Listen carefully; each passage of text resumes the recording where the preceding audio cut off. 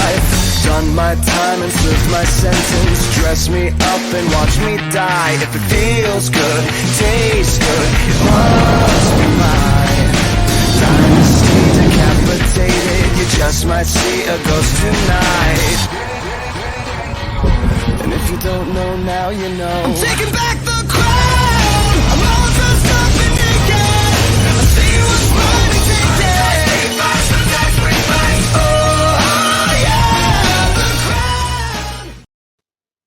All right, you heard the music. You already know what that means. The summoning has begun and the demon is present. So Demon Phil here with hell of a show, and we're going to have a hell of a time on here tonight with our guest in the hot seat.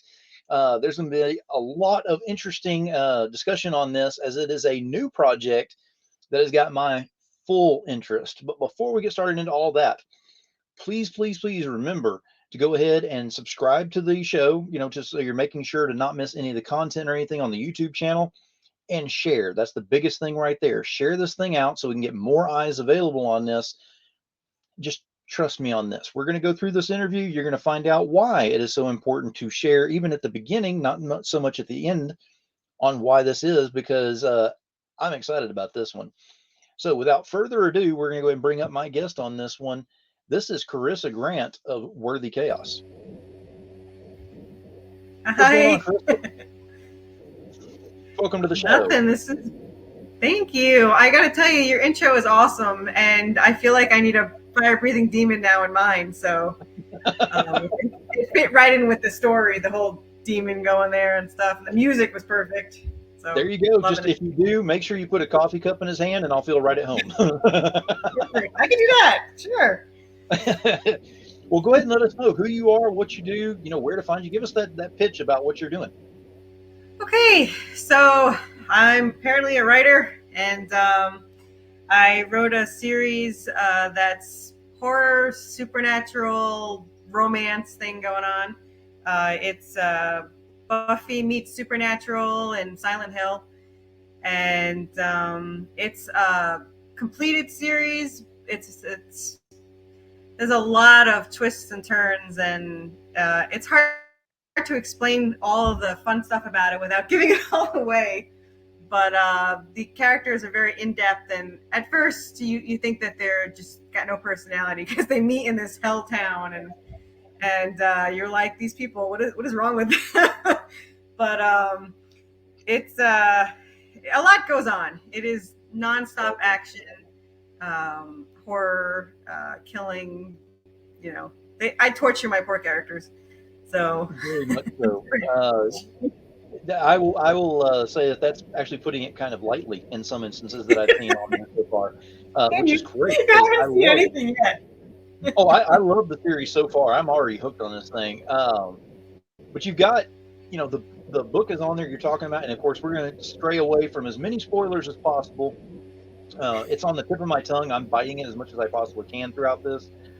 But I'm telling you right now, this has got my full attention, because this is one of those that hits you so hard that you're kind of going sideways, going, what just happened? How did this hit me that hard? And it's a first creation. This is of course, your first creation, correct?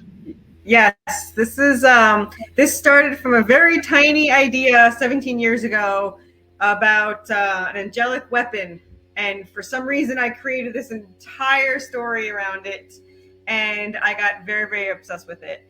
But yes, this is my first, and it is the most addicting obsession I've ever had. But yeah, it starts off pretty fast. It's a lot at once. But the reason for that, to be honest with you, was I started as a role player, so I had to get the attention of the writer to write back. So. Yes. So I had a really note, and it worked. Oh yes. I mean, my co-writer was completely blown away by the starter, which is the first couple of pages that you saw, and it does not start slow, and I don't think it ever slows down. So exactly. So people love the action or get sick of it. Now, one thing, because I mean, we've already got people where they're kind of, leaning in closer to the screen and they're like, what is going on? Show me the art. What's going on? I love doing that too, because, it's just like dangling a carrot out there right now. But before we get too far into it, I just want to let everyone know, those that know me know that I actually live in the state of Tennessee.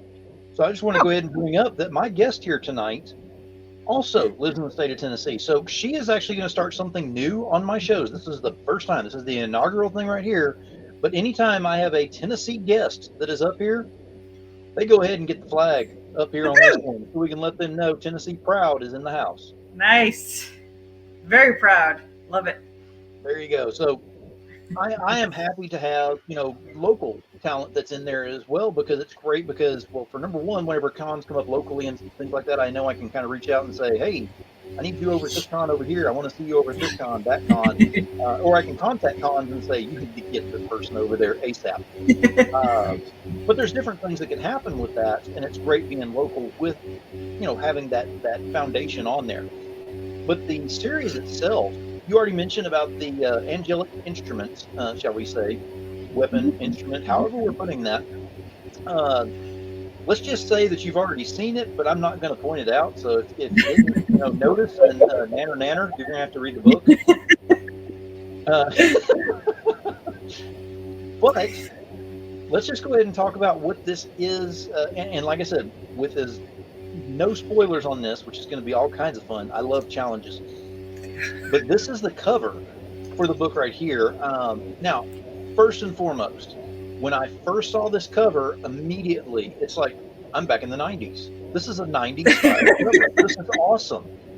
This is the kind of thing that would just draw you straight to the shelf and go, don't want it. Oh, yeah, I want that one right there. I love the style. I love the way this is set up. And it also got the Tales from the Crypt edge to it, along with the 90s style. So you kind of melded both of those together and did it very well. Even in the title of it as well, the lettering and everything on there, awesome. So how do you come up with a story like this? I mean, we're going to be kind of going through the artwork as we're going through this as well, but how does a story like this hit you? So it started. So I had this idea of this, as I said, the weapon, and it was. I don't even know where it came from. I just remember that I thought of this weapon and I thought how cool and powerful this little weapon would be, and how both demons and angels would absolutely use this to conquer the other side. And it just kind of went from there. And I was like, how can I use this weapon? What can I do with it? And it evolved over the time. I mean, originally it wasn't something that evolved around her personally. It was just something they found and it was important, but now it's rooted in her existence. And without her, the weapon's pretty much useless. So she's an intricate part of it, and it just makes it so much more complicated for my poor characters because they're just sought out from both sides. There is an angel and demon war going on. These two poor people have no idea that they have everything to do with it. And that it has been centuries in the making, and now they're totally trapped.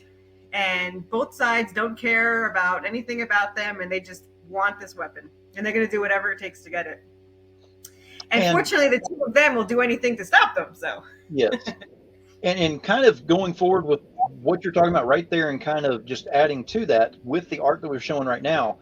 So these are the two main good guy characters, I guess we should say, because there's other main characters, but they're in here, and of course unlettered, because you can ad lib if you want to, do whatever, add whatever title and words you want on there. I have no problem with that. But look at that bottom panel, because it eluded me at first whenever I was reading through this, the background, and it's odd that something like this can kind of hit you sideways without it being right in your face the entire time. But if you look at that bottom panel, you notice that's a lot of shadows that are behind them. You have no idea how many. I'm telling you right now. This wall behind me of skulls is nothing compared to what's over there. Just throwing it out there. But it's awesome that you have that, and you have that subtle nature to it, but still right in your face. It's just enough where it's right there and you're kind of looking at it going, how could I have missed that? But you get so in depth into the story that the reader goes, okay, I don't care what happens with the pictures and everything. I want to see what happens to this main character. Do they live? Do they die? You know, do they transcend to a different element? Because I'm not telling y'all how this ends. Nanner, nanner, nanner. I was going to say yes.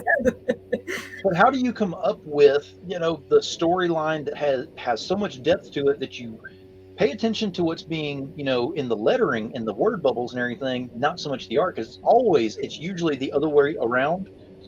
And everything just plays so well on each other. I mean, this being your first creation, how do you sit down and actually go, okay, I know what I see in my mind. I want this in front of me on a page. How do I get that to, you know, come out there? Well, so the difference between what I did and what other writers might do is I actually wrote these in novels. So I had to describe all of this myself. So I wrote this series 1 is 5 written novels that I already wrote. So when it came to writing the script, which I knew nothing about, by the way, and I just was like, oh, I guess I have to write a script. I had to go through my writing and say, oh, this is what it looked like there, and this is what happens. And then it made it, well, so funny. I'm not a very good writer. I'm a great storyteller. I can tell a story, and that is all I'm good at. But when it comes to the actual words in a novel, you have to follow all the rules, and especially since I'm dyslexic, it's a little harder. So it wasn't as easy. It's not something I can release. The novels would just for me and my friend, you know, and build on it. And when we had 10 books, we're like, you know, this might be enjoyable to other people. And we were thinking, well, if we made it into a novel, we'd have to edit it down and go change everything. And I'm like, what about a comic? And she's like, yeah, we'll do a comic. And it's like it was meant to be. So everything you see on the screen, that was already in my head. I already wrote that out in detail, and my characters went through the pain. And when I wrote it, the difference between the novels and a comic book is probably 60% of it was them thinking. Like they were thinking about her, he's thinking about him, whatever.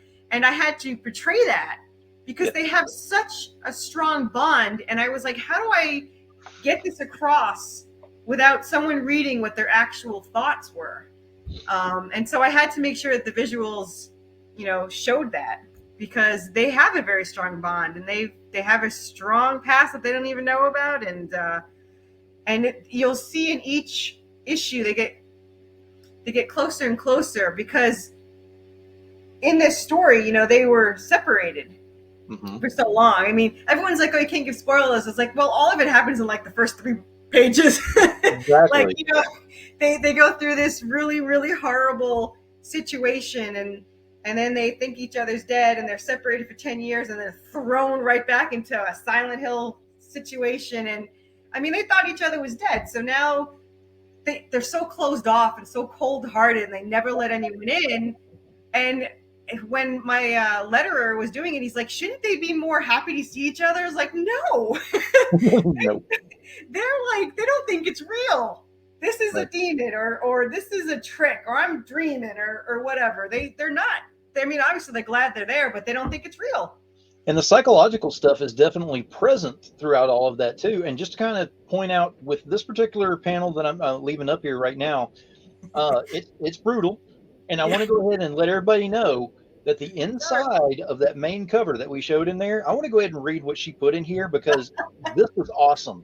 This is what you should see on like the green banner whenever you watch movies and everything on what the rating is. I love how she did this. She wrote, the following comic is intended for mature audiences and contains adult content, graphic language, violence, gore, and horror-filled fun.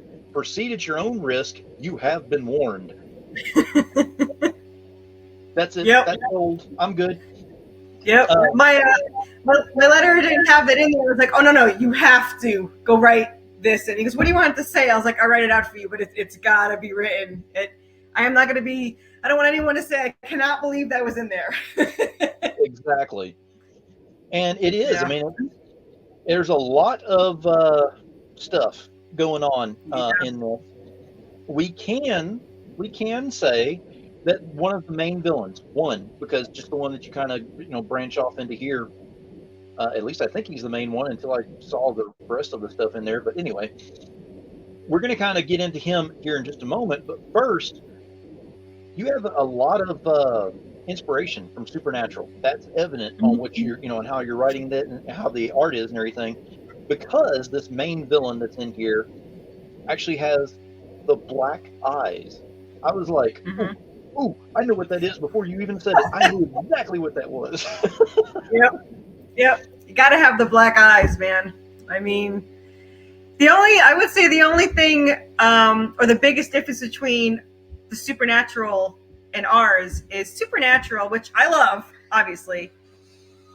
They pretty much, they took names from scripture and everything, but they made their own characters. And then I was like, that's not how that character is supposed, that demon does not do that or whatever. So all our demons and all their angels and all their lineage is there. And you saw one of the angels that were next to her in the beginning. And that's Camiel. And in scripture, he is the angel of true love and conflict resolution. And he's very, very tied in with them. He's done some horrible things, not intentional, but some horrible things that have totally screwed their existence up in so many ways, which unfortunately you don't find out for a long time. But it's in there in the background, and he doesn't mean to do the things he does, but he does.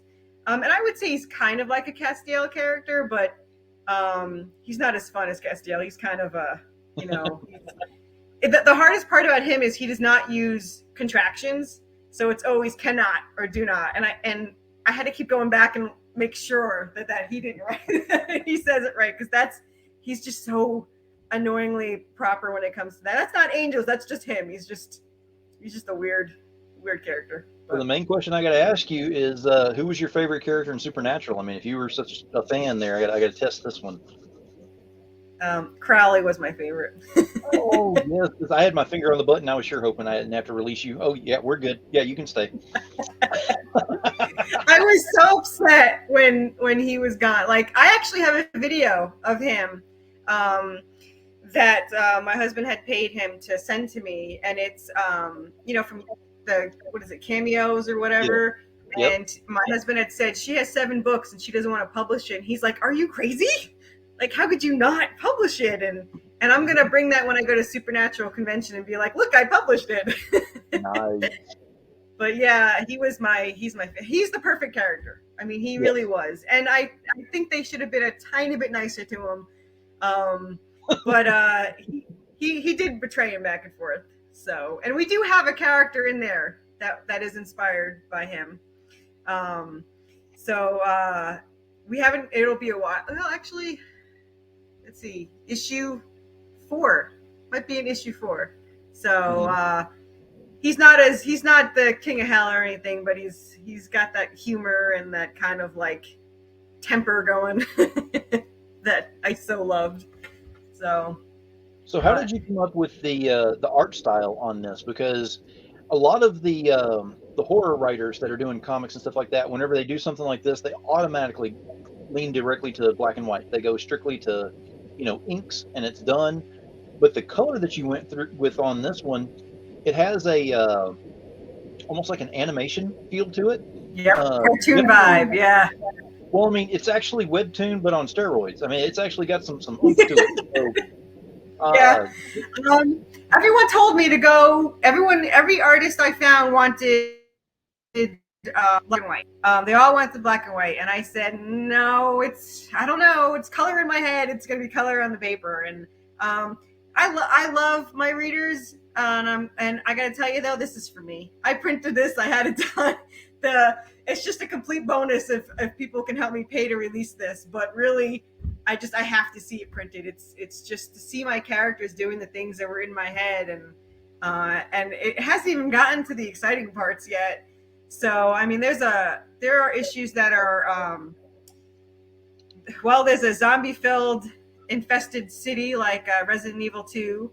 And you run into two characters that remind me that I inspired Leon and Claire to me, and those are several issues. I love zombies, so I had to have zombies, and the spinoff has zombies too. They're stuck in Zombie Island, and I just, as long as there's zombies, like the issue 2 has zombie merman and zombie Anubis, so you just gotta zombify everything. So, yeah. Yeah, I said it has to have color, and I mean issue 2. It looks. Everyone's like, it looks great in black and white, and I was like, wait till you see it in color, man. It's got to have color. It's so enjoyable. And plus, I mean, the red. I got to have the blood red. Yeah. I don't know. I know Walking Dead did it, but it's just not the same for me. And there are a lot of collectors and aficionados out there, me included, who absolutely love the color on that, but it'd be great to actually have a collector's that I can put up to the side that's just black and white that I can look at every once in a while and go, ooh, there's the meat and potatoes of what's going on in there without any distraction from the color, because it does make a different way of reading it whenever you have it in black and white. It doesn't have emphasis on what's going on with other things. So key point, whenever we were showing that page earlier and that bottom panel with all the silhouettes behind, when that's in black and white, it probably would have popped just a little bit harder, just because there's not that much around to take away from it. But then again, it makes you read it a different way. So it's actually a way to get different perspectives on what you're reading.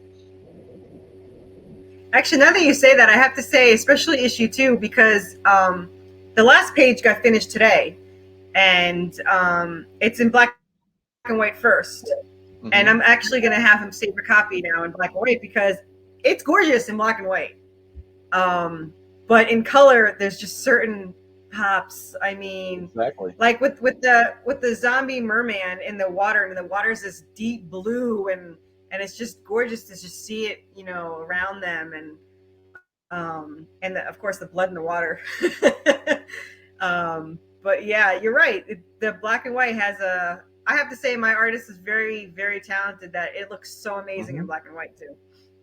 It does. And I would love to see that. And I just think that's something that maybe as an add-on, do where instead of your main tour, just do it as an add-on. You can get it in the black and white, because people will be sitting here going, well, I was going to go ahead and get one book. I got to get 2 now, because I got to have it in black and white too.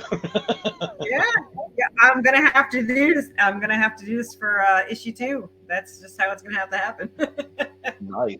Well, as of right now, I mean, I'm just going to say, as of right now, the recording of this and everything, you're actually funded on your campaign. Yes. And you're pushing towards actually doubling the funding. Yeah. Yeah. So I actually paid my life savings into that, and it wound up being almost triple what it was supposed to cost, because we had some complications, and my artist had a lot of life issues. So I actually had to wind up hiring someone else to do certain things like ink now and color some and all that.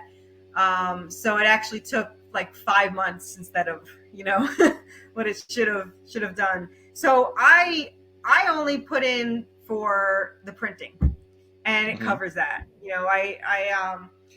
All I cared about is being able to afford the printing and getting that done. And I actually I already ordered them with seeing that it was already doubled, and I figured this way I can get it to my readers is the second it ends.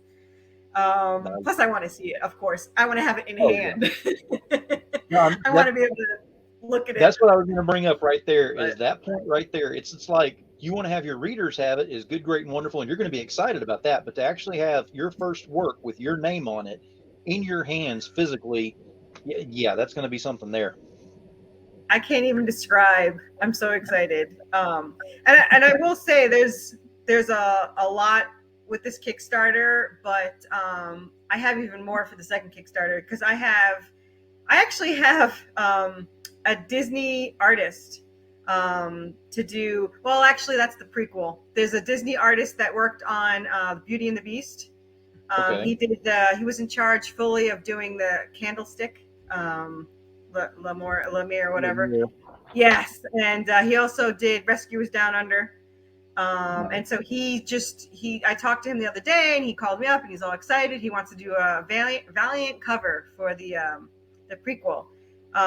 For issue 2 variant, I don't know if you know Iron Nichols, who does the art for the Tick and Yes. for Teenage Mutant Ninja Turtles, and he's going to be doing me a cover too. So Nice. yeah, so we're going to have some variants going on, and I just wanted a reason to see someone else do more of my characters. So Well, it's also awesome to see what their perspective is on it too, because yes, you give them kind of a direction to go in, but then they take their artistic views and kind of put into what you have in mind, and then of course you have edits, whatever, and finished results. But it's always got a different feel to it than the regular one does. Oh yeah.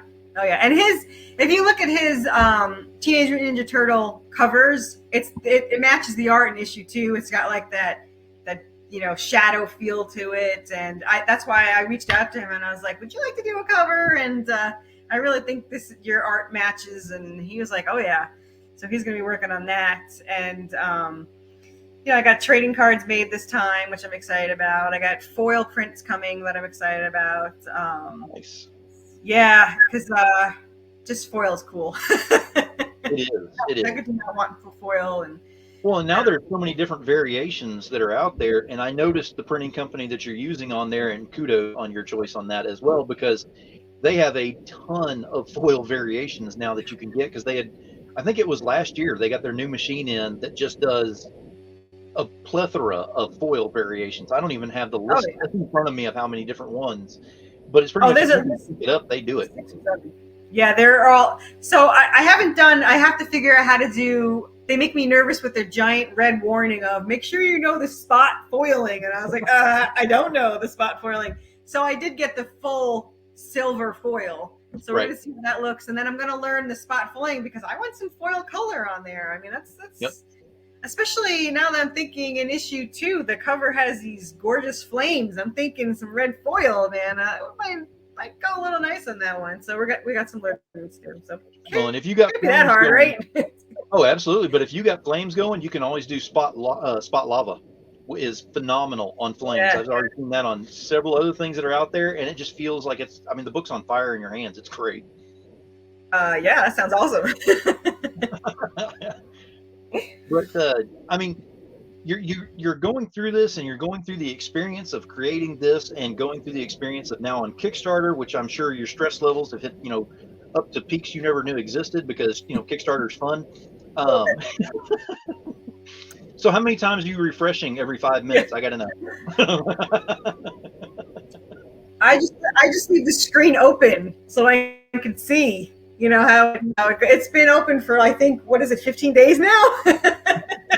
So I know, and I'm just like, oh, someone else did it. And a lot of them are actually clients of mine in my other business, because even when I'm working, I cannot shut up about this freaking story. And they're just like, this sounds awesome. And I got very lucky on it. And so fortunately it did. It's hopefully gonna double, but if not, they're already printed. So they're on their way. So yeah, the rest is just a bonus. Well, I will say, number one, that my fiance was the one who actually found you on Twitter, and she started talking to you first and everything, and she showed me, I think, one page of your artwork. She didn't even tell me what it was about. She showed me the page, and she said, she's in Tennessee. It's her first one. What do you think? Do you want to get her on the show? I was like, book her. We need this now. Just because well, it was. I mean, it was the one with it was one of the decapitations. I mean, I can't really say a decapitation. Yep. It's one of them. Yep. But it's one of those that caught my attention right off the bat, because number one, I wanted to have you on here talking about a first, attempt at doing this and coming up with your own project.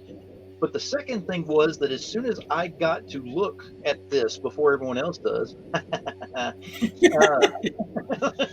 love my job. I got to see how she takes, because I'm sure everyone else that's watching this or will be watching this is actually kind of sitting over there going, zombie book, I've seen it. Demon book, I've seen it. You're talking about decapitations. I got 14 books over here on the side that have decapitations. Okay, I'll give you that. However, This is not a book that you have in your collection. I'm telling you that right now. I have a whole mess of books in my collection. I have a whole mess of different books in my collection. I love the horror genre, but this one actually kind of spans over a few different genres. I mean, the sarcasm just picks it up where it needs to, and not over the top on the comedy, but just enough to get your attention and kind of level the playing field whenever it's the darkest time of it there. But this is a book that really hits on a different note. This is not your cookie cutter style horror book.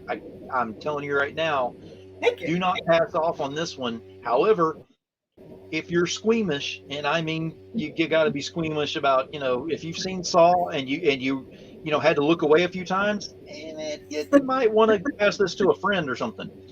If you went and watched the Saw movies and you actually giggled through a few parts, then this is the great book for you. It is. It's awesome. Yeah. The very first page that you saw was the first page that was done was that page. I knew that would be my seller. I told my artist, this is the page you got to do. I'm going to give you the script. You just do it. And that's going to be my art. I'm going to send that to everyone. And of course, when I was doing it at my business, I had to be like, how squeamish are you? Because I'm going to show you what kind of squeamish thing. So, I don't want them to fire me or anything because of it. But, there's, and the more, and the background that people might not know about, each issue has an Easter egg from a horror game or movie or novel or something. There's something in the background of every issue, and the very first one, I don't know if you saw it, but it's in the background, and I can say what it is, but it's very important to me because this is the Easter egg that is actually the reason I'm here and got started writing. Okay. And so it's near and dear my heart. So I had to go in the first issue. So, but everyone could, find something in the background. There might be something from, or we've got some stuff from like Freddy Krueger and, See, now you got me kind of looking through here. So there's things to look for in every issue. Yep. I'll give you a hint. It's when they're first on the page together. So I think it's page 16, 17, 17. So it's there in the background. And I had him have it redo it. I was like, this has to be in here. This is not negotiable. I will definitely have to look into that and figure that one out. Oh yes, now I have homework. I love this. So there you go. You're coming up with the world. You're coming up with the world on this one. You've got other things that are in the works as well. This is your first one to get underneath your belt. With the Kickstarter and with the campaign and everything on there. What's one main thing that you've learned that you want to go ahead and try to either take with you or do differently on the next campaign?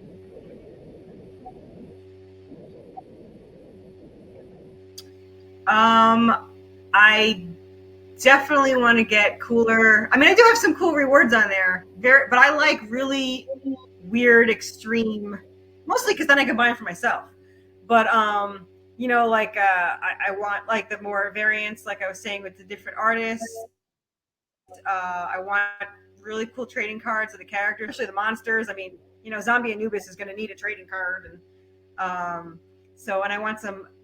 I do want the 3D busts that you can make. So nice. There is one on there, but that one's handmade, but like a 3D one. So I definitely want that. So I do want more extreme gifts, rewards to go out there. And I don't like to put like the $150 one that I have now has like, I think it's 4 sketches and like 7 prints or something. And everyone's like, you should be charging more. It's like, no, I want people to get these. These are to get and to look at. And I mean, money's great, but I mean, you got to see these things, I mean, the $100 reward one is the scripts, and it's in this book that the only way to see the next 4 pages by this artist is with those 4 sketches. So that's the $100 tier, because the next artist did their own version of it. And it's great, but these are just very special scripts, because I didn't want issue 1. I love cliffhangers, and I'm awful, and I apologize in advance. They are all cliffhangers, and I was really good though, because I did not do any, fake. I was told not to do, certain kinds of cliffhangers that kill me on. Don't make it. I like to do it where you want to get you want excitement for the next one. Yeah. But yeah, don't make it all. My art is really fast, so usually. Yeah. Well, fortunately, you won't have to wait too long, because my artist is super fast and super talented, and it's probably going to be like an issue like every month or every 6 weeks or something like that. So at least I won't torture them too much, like my poor characters. So. I don't know. Again, you've seen nothing yet. I'm already feeling a little tortured here, so we'll see how this goes, because I'm gonna go on this ride and see how this goes with all this. Well, now, what's tough about it? It's so much happens, and it has to build up to it. So people have to hang in there for the cool stuff. Now, I want to go ahead and bring up that your stretch goals on here, because number 1, they've unlocked the first one has been unlocked on here, which has a lot to do with what we were talking about in the beginning of this interview. That has a lot to do with the whole premise of the book and the series on there. It's staring you right in the face, more or less, but I'm not going to tell you what it is. So you need to make sure you get that. It's a demon side button is what it's called. I'm liking the name right there. I'm telling you right now, I'm digging the name. It's good. But the second stretch goal, I'm going to say right now, we're so close to the $1,000 on there. And that would, double your funding goal on there. But you're giving back on this in a lot of times you'd see this with 1 digital comic on there. There are 5 digital comics on here that you'll get whenever you hit that second stretch goal. Is that correct? Yep. 5 amazing, all amazing issues of some of the best indie comic writers and creators that I know. And I'm friends with them all, and they're all amazing. And I got to tell you, they are so supportive. Like, my in-laws were here the other day, and they're like, it must be so competitive. And I was like, I got to tell you, they're super supportive. I mean, everyone supports each other, and they back each other up. And yes. And I mean, all of them just had campaigns or have campaigns going. And I would do the stretch goal. You guys got to do it just to get these comics. I mean, they are just, to have all 5 and to be able to read them and just support them. And they're all in the same genre. They're all horror and, either zombie or, I mean, just, they're very addicting. So once you get those, there's nothing boring in any of those issues. That's for sure. And honestly, the only one the only one that I don't have in that is Final Boy. I'm not familiar with that one, but the other ones I have in my personal collection, so I'm very familiar with those.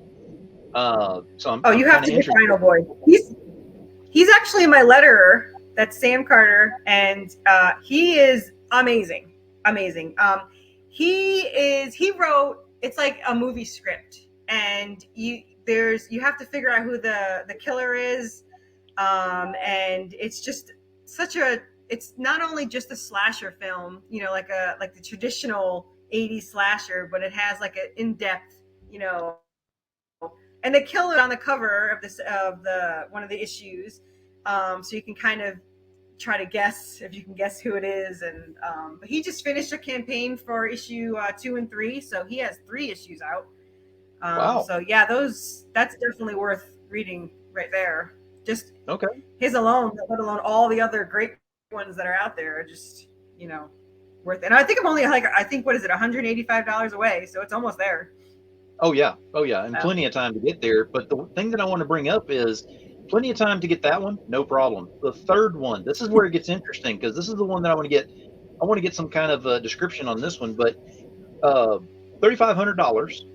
Everyone that gets a physical item gets a print of a page from the issue in silver foil of the size of a 11 by 8.5. I mean, come tell me, what are we getting here? How are we doing this? Yeah, it's I don't know if it'll get there this time, but yeah, I just want to see it in foil, really. But it's I won't say what page it is, but it's one of the goriest, so you probably already figured out which one it is. But it's the one that's near and dear to my heart. But it would look amazing in silver foil. So I mean, there's hope, but I'll probably offer it in the next one too. So, but unfortunately, it won't be from this issue, so I'll have to be from the next issue. But I'll probably make it for myself at least. I got a whole bunch in the mail. I just can't wait. I mean, you know, you've still got 14 days as of the time we're recording this right now. And sometimes it takes, you know, just a few people out there sharing it out, getting it in front of, you know, some different eyes out there. It gets passed around even more. And then those people all come in and, you know, in droves, and they're like, yeah, I've got to have this thing. It's got to be in my possession. This is definitely one of those that y'all want to get. I'm telling you right now, you're watching this right now. You need to get this, but you also need to share it out. Remember, use the power of that finger, the correct one if you can. Hit that share button and make sure that everyone has eyes on this thing so that they can go ahead and have a chance to make the decision if they want to go ahead and get this as well, because why wouldn't you? I mean, we're talking about decapitation. We're talking about zombies. We're talking about, you know, mutilated bodies. We're talking about a love interest. Oh, yeah. You know, all kinds of things are kind of rolled into you know, here. it's So it's everything in there. the best thing about it is so these two characters are soulmates, and they have an incredibly strong bond, and they will literally and figuratively, but literally die for each other and kill for each other. But it's not like a mushy romance. I mean, it's not, you're not going to be like, oh, what am I watching? You know, what is going on? It's more like they don't have time to be mushy. They have to survive the next monster that's coming around the corner. And I will say that, like you said, there is a few villains in here. And one of the worst, and it wasn't intentional, but halfway through we're like, yeah, it's got to be. One of the worst is a human. So, and he is in one of the pages with Draven, and he has a lot to do with things behind the scenes that you would never think this human has the ability to have. But he's probably worse than any demon that I have on there. So, and from my imagining, we did not base him on anyone. Unfortunately, we just had to come up with that on our own. But he came so naturally, so it didn't really matter. But he's pretty. He's got no conscience. He doesn't care. So he's the worst. You would think he's a demon, but yeah, I have an idea which character you're talking about, just because of the small amount that we see of him, but the way that he acts, I kind of had that feeling from there. And so if that's the case, kudos to you on doing that one, because you were able to convey a lot of emotion toward one character in a very short amount of time. Yeah, he's one of my favorites only because even the demons are scared of him. I mean, and there's nothing wrong with him technically. I mean, he's smart, he's sophisticated, he's a business guy, and he's, you know, but he's so controlled, you know, and when he wants something, he's going to get it. And he doesn't really care how he gets it. And he will do, and he knows, his number one thing is he knows how to control and manipulate somebody. I mean, he plays the both of them, you know, like you would not believe, like, you know, torture her to get him to do this, or vice versa. And you know, she's a tough cookie too. You know, she's no, you know, flower child over there. And you can tell though through the story that I wrote, they start out with her not relying on him at all. Like, you can even see it in the covers when you watch the progression. Like, in the first cover, she's kind of away from him. He's still in front because he's going to protect her. But, you know, she's kind of to the side. She's kind of like, I've got this. but eventually she just becomes to trust him and rely on him, and she actually lets him do things first, go through a door where there's a demon waiting, but where before she's like, I'll do it. And kind of like in, like, I don't know, at the those, when she's in front of the bridge, oh, this looks like fun, I'll do it. He doesn't want her to go, he wants to do it. But no, she's stubborn and she's a pain, and she'll do it on her own. But you can watch the bond grow between them, where they'll actually start to rely on each other, and she will let him stand in front of her instead of just shoving him out of the way and be like, I got this. I don't need you to do this for me. I'm going to go do it on my own. And that's tough for her, because over the last 10 years, both of them, I mean, he went through hell. I mean, he went through hell, and he's closed off, and she went through hell, and she became this paranormal hunter who, did anything it took to get the job done. It didn't really matter what it took. So to have these two thrown together, and to actually have to, rely on the other person, it's a new experience for them, because they only knew each other as teenagers. I mean, they have a secret past, but to them, they've only met when they were teenagers, and they got torn apart pretty quick. So it was they've actually been apart way longer than they actually knew each other in this lifetime anyway. So I got to ask you one final question, kind of leading into the finale of all this. And I'd like to ask all of my creators this, and being that you're a new creator, this is going to be something kind of interesting to ask on here. What does it mean to have passion in your work? Because I always bring up to everyone that passion in the indies is what is so important, because the big two, they have enough to go out there with all the marketing and promoting and everything with that.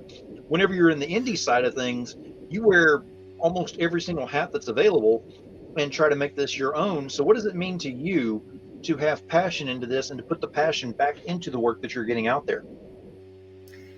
My passion is, I just have the greatest love for these characters. I mean, I gotta be honest with you, they write the story.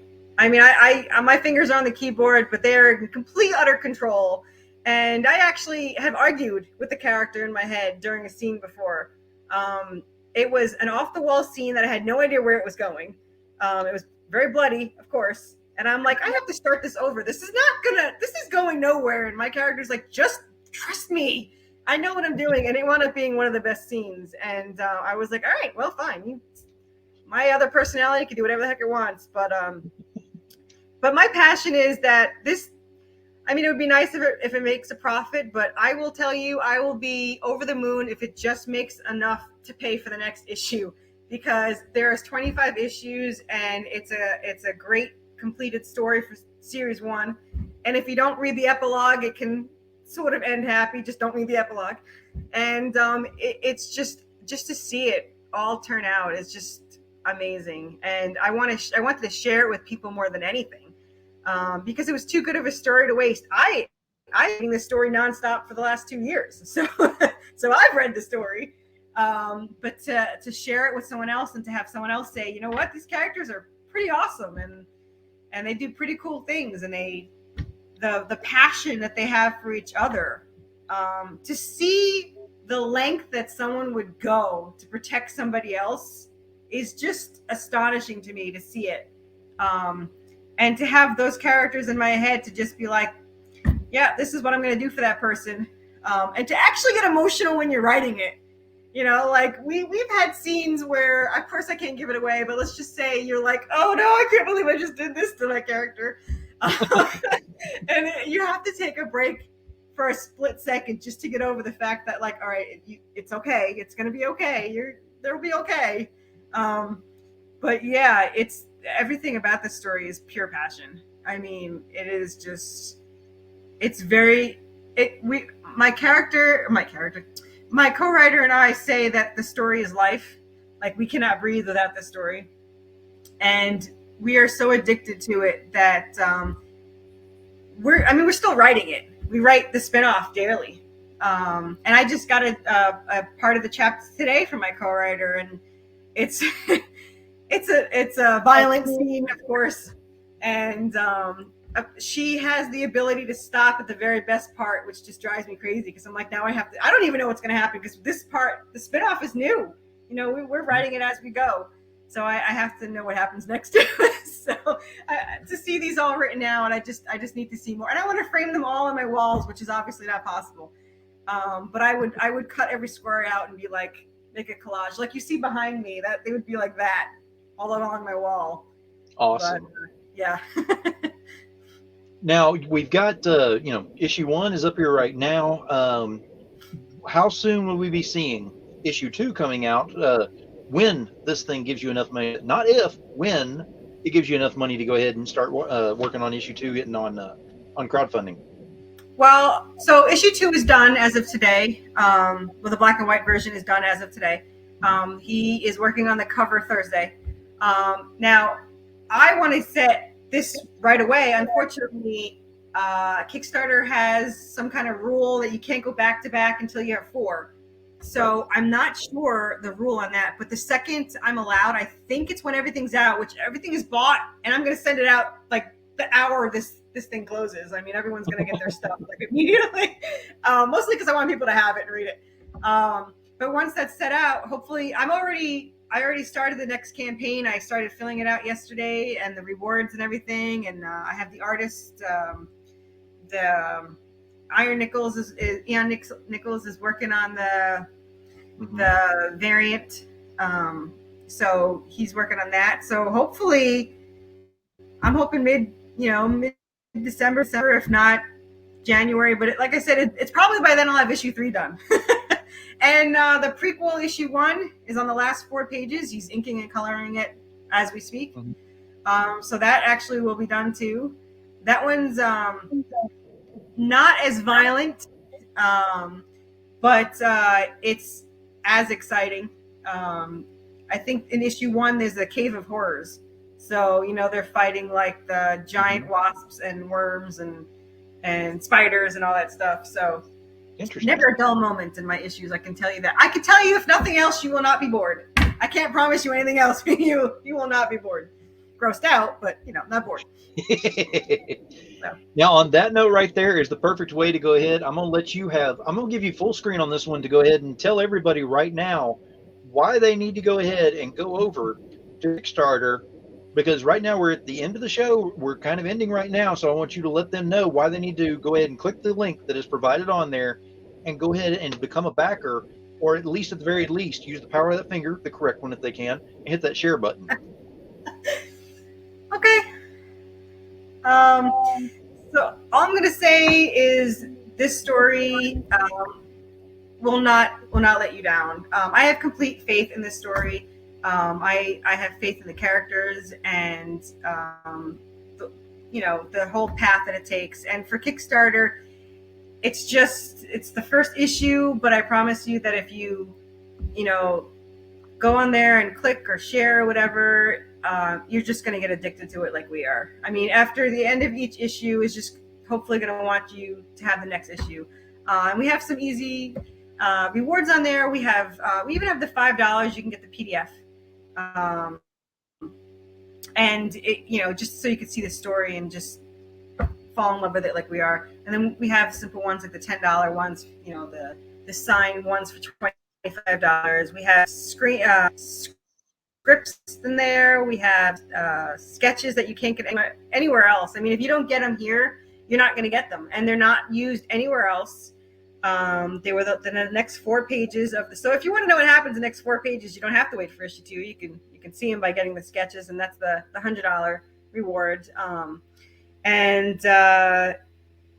It's just, if you don't, I can't even tell you how much I love this story enough for you guys to go out and just to get it. So if you like Buffy, Supernatural, Resident Evil, Silent Hill, they're all in this. It's just a complete package of it. And there's this tiny little romance story thrown in there. So there's something for everyone. And of course there's guts and glory in there too. So if you can go over to the Kickstarter and even if you just do the $5, I just want to share the story out for everybody. And again, if you share it with other people, anyone that likes horror, anyone you want to gross out, send this to them and it'll work out. And you can also, get on our newsletter on worthychaoscomics.com, and we have newsletter on there, and Worthy Chaos on Twitter. We're on there all the time. We're addicted to Twitter. So there you go. So everyone knows you need to go over there, click on the link, go follow that thing, get over there to the campaign. Like she said, I mean, at the lowest tier, you can get a PDF for $5 on there, which is great pricing on there. But at that high end tier, if you're able to do that, that's a lot of value that she's putting out there. People are right about saying, you should be raising the price, but I like the way that you said you want to have where people have this in their hands and can enjoy it. You'd rather go ahead and subside that for now to go ahead and make them happy and see what's going on in this universe you're creating. Oh yeah, for the $150 tier, there's foil. You're going to get the foil cover. You're going to get a holochrome color. There's different glosses. Mostly I just want to try all the different glosses and foils and stuff. So, but there's 7 prints, I think. There's the four sketches that I told you can't get anywhere else. And then there's a couple of covers people did. There's actually other scenes that other artists did that are in the book in their version. Nice. So you could see other versions of it. I think there's the Hellhound scene somebody did, and there's the Zombie Merman scene somebody did, which sneaks a peek of issue 2 also. So you can see different versions of it, and that one's black and white too, and very well done. So that one has a lot. There's an alternate cover in there. So $150. I know everyone said I should have raised it, but I just want people to see these. I want it to share out. So if you want a whole bunch of prints and the scripts and everything else, keychains, the song, we have a song created just for this. That's downloaded, included in that. That's actually included in the $50 one too, because I wanted everyone to hear the song. So, but yeah, all these are just because I wanted to share it. There isn't a lot of profit in it, but just to have people love it as much as me is gold. And very my cats. Cool. Very cool. Cats, this is the first one to bother me, to be honest with you. Well, I got my door shut so the other cats don't come in here and everything either, because I got to mess up them out there. I'm not that smart. We had tried. My husband took them into another room and locked them up for 4 seconds, and he's like, "Oh, that didn't work out." And I was like, "Okay, well, here's hoping that I don't get cried at and petted at and all that stuff." So it's okay. It happens. See, I survived the whole hour. Look at that. All right, there you go. But I certainly appreciate you being on here. We got to know not only the project, got to know you as a creator a little bit more about what you got going on, what inspires you, your passion behind everything. Again, thank you for being on the show, and I look forward to having you back on, because we're definitely going to be doing a lot more of these issues moving forward, and I'd love to have you on for each one of those as we move forward with those as well. But I certainly appreciate you taking the time being on here and talking to everybody about this. And just keep in mind, as everybody that's watching this, this is not a kid's comic. I cannot stress that enough. It has the gore factor. Don't the animation color fool you. Yeah, exactly. No, it's not Disney by any means. No, but it is definitely worth it if you like the horror element in there. She has definitely hit that hard in this thing. So, again, I thank you for being here. Thanks for having me, man. This is great. Hey, absolutely my pleasure. I'm going to go ahead and drop you backstage for right now, but if you want to go ahead and hang out, I'll do my closing. I'll be out there in just a moment. Sure. Thank you. All right. So we had Corissa on here. We were talking about, her series that's on here, that the world that she's building with Worthy Chaos, and going into the darker side of things with this, which was great, because you know me, I love this stuff anyway, so why not go ahead and push and promote it as well. But there's another reason that I really pushed this tonight, and even before I got to know her on the interview with all this. Now, I always have a closing statement at the end of my shows. Tonight's not any different. It always has something to do with my guest or something that was said, usually based on one word. Tonight's got to be excitement. And the reason I chose that one right there is because look at my guest. Look at how excited she is to do all of this, but she's doing it for the right reason. She's not coming up here with dollar signs in the eyes going, what can I do to go ahead and get as much money as possible? Now, don't be fooled. She needs the money to go ahead and keep doing all of this as well. Yes, but she's actually giving back to the community in the process because she is so excited to have this done. So keep in mind, whenever you're doing something, it's not always about the dollar signs that are out there. You'll make the money if you have the following. So all you gotta do is start creating that following out there. The money will follow directly behind. It never fails with that. So keep that in mind whenever you're doing something. If you're going to do something because you absolutely love it and you're so excited about it, do it for the right reasons and it'll become epic before you know it. So get over there, check this thing out. Do not sleep on this particular campaign out there. As of the recording of this, 14 days. Once we drop this, it'll be a few less days on there, but you'll have enough time to get over there, get those goals raised up on there. I want to see this thing hit that 3,500 because I want to see that full page. I know she does as well, but yeah, same here, right here, telling you, and you do as well. So get over there, get that raised up, share it out to everybody. Let's see what the Voice of the Indies can do whenever you go ahead and raise it up through a bunch of people instead of just a few people raising their voices individually. Kind of amazing what you can do whenever you do that. So keep that in mind until next time. So I'll see you on the next show that we got coming up. Don't miss out. And please remember to like, subscribe, and share today so you don't miss out on any of the content. Until then, keep it indie, y'all.